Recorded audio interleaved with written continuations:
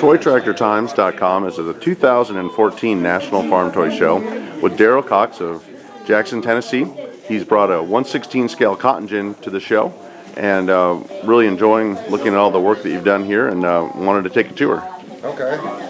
Well, first of all, we start off here. As you see, we got a cotton field here. I've made out of just using floral wire and using, some of it is real little cotton balls that is glued to them, and I think we have like 217 of them, and most of them have about 35 to 40 bows on each one of these to create the effect of a cotton field.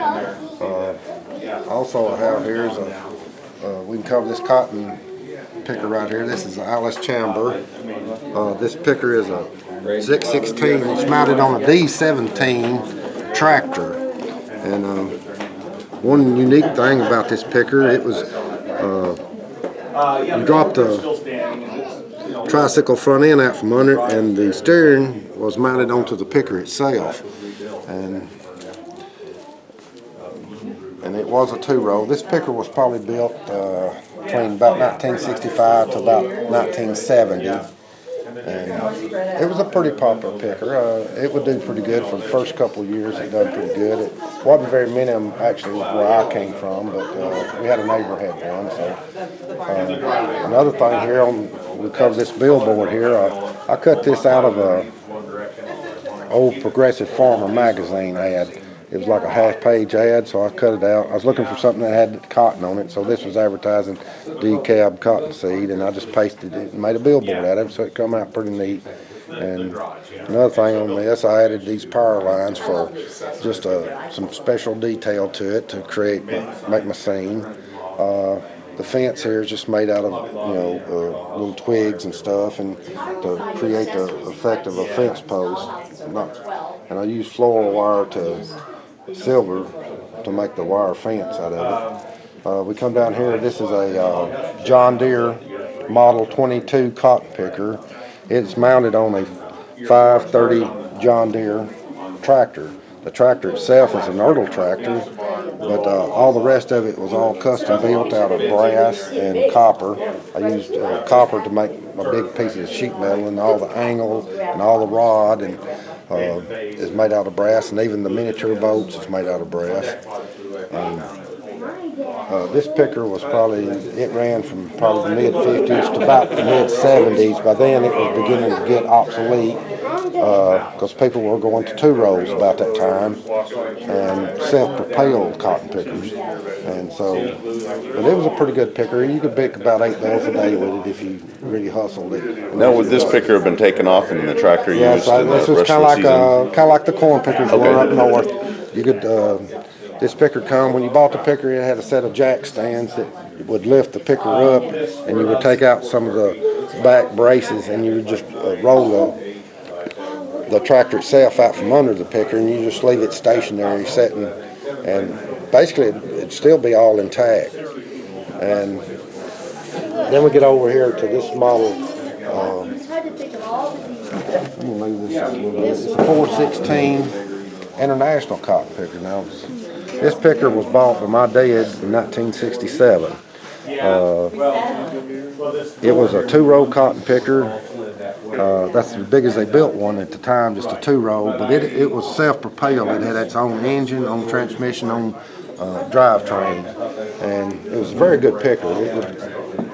Most of these pickers in this time, you'll notice they didn't have cabs on them, and you just had to bear the elements. And dust was not a problem bad as it was maybe doing soybeans or corn, so you didn't really have to eat the dust like you would it wasn't as important as it would have been on the combine or something like that. These gin wagons, if you'll notice, these are just the precision running gear, but I made the baskets for them.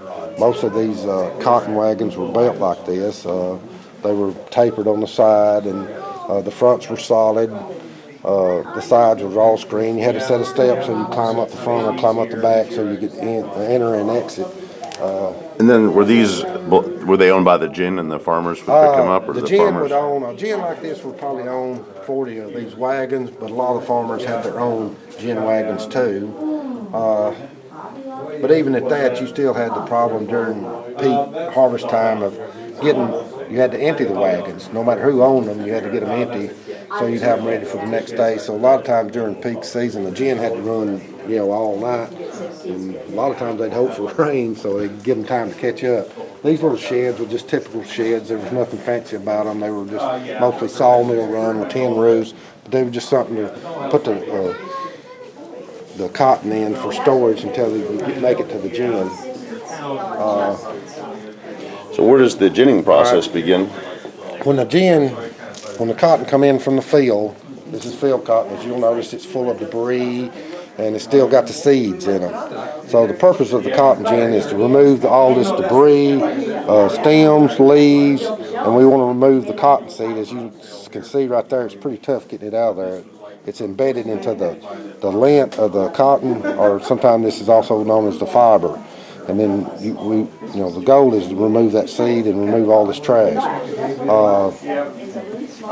When you pull you would weigh the cotton so you know how much cotton you had in your wagon. Usually you start out with a 1,500 pound of this field cotton, and the time it was all finished up, you would end up with about 500 pound of lint cotton, and that's what the farmer would be paid for by the lint. A lot of times the gin would take the cotton seed as payment for ginning your cotton, and every now and then you might get a little seed check back. It would be worth a little bit more than the ginning, but that was just kind of icing on the cake. The cotton itself would travel through forced air pipes through the cotton gin, and it was created by these blowers down here at the bottom. This gin here ran probably in the 50s and the 60s. By the mid-70s, this type of gin was obsolete, but this is what I try to recreate during my early days, from probably 8-year-old to 18-year-old. The cotton would travel through. The first thing it would do is enter a dryer system back here, because cotton was a lot of time was picked when the dew was on, and when you had mechanical cotton pickers, they had water to clean the spindle, so it was damp. If you're going to compact cotton, you got to have it dry, keep it from, just like you would hay or anything else. It would go through a dryer system and down through a tumbling system and a drying tire.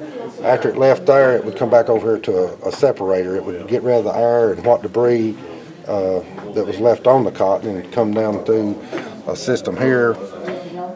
These gins here, this particular one, you would call it a 3 stands. These were known as stands, and the top part was known as a feeder, and the bottom part was the de-seeders. That's where these gin stands the cotton would travel down through here by an auger system. If the gin stands couldn't take the cotton, if you was ginning it faster than they could actually process it, it would go into overflow right here. And then when the gin stands would catch up, you simply gin it and send it right back through the whole system. This lower part consisted of a series of saw blades, about 12 inches in diameter, and they would go through rib bars, and that would the saw blades would pull the lint through, but the seed couldn't pass through, and a brush would take it. The lint itself would travel out the back of these gin stands and travel into another set of dryers and cleaners. The trash would be exited out to a holding area, and the lint itself would travel over to the press. This press on the back side that actually pressed the cotton was a mechanical type press. It went on a gear system, and when you got it full, this thing would actually spin completely around, and you would start the process over. While this was filling up, your workers would come over here. This cylinder would come down, hold the cotton down until the workers could get the bands and the burlap wrapped around it. When you release the pressure off of this cylinder, the bale would roll out and you had a bale of cotton.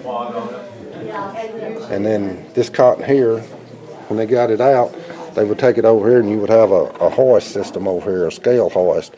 You would actually put the cotton bale under it. You had these tongs. You would raise the cotton up like that. It would lift the cotton off the ground so you could weigh it. After you weighed it, it was then hooked up to a travel hoist here, and you would have a come along that would actually lift the cotton up and set it on the truck ready to be carried off to probably another compress or to textile mills. And it was simply hauled away by a truck. And then I think on the other side of the gym, we see where the Yes. seeds and And, are collected. Or Yes, down in this bottom part of this, the seed would travel out of the de-seeders down here, and it would travel into a auger, and the auger would carry it over to another forced air system, and it would blow the seed out to what is known as the seed house. And usually they was up off the ground like this in stilts, and it was, when it filled up, you just simply shoveled it out into a wagon or a dump truck or whatever. And it also, this right here, you had a LP gas heater in here on the inside to provide the heat to help dry the cotton. It was also, the heat was piped into the system. And then you'd have an LP tank out back, to supply the gas. now, what was the seed used for? Is it for feed or? Seed is just literally got, most of it goes to cottonseed oil for cooking. Inside the cottonseed is there's what is known as cellulose. It goes for cosmetics, toothpaste, pharmaceuticals, and some of it goes for reproduction, and lots of it goes to cattle feed.